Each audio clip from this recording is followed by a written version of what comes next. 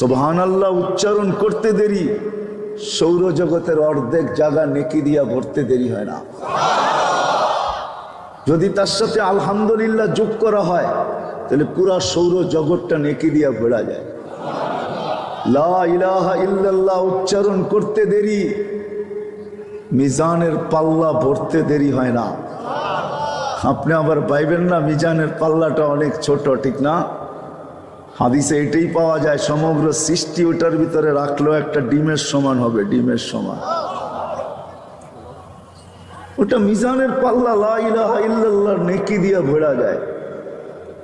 কিছু জিনিস কর্ম আছে করতে দেরি, ফেরেশতা আমার অনুগত্য হইতে দেরি হয় না।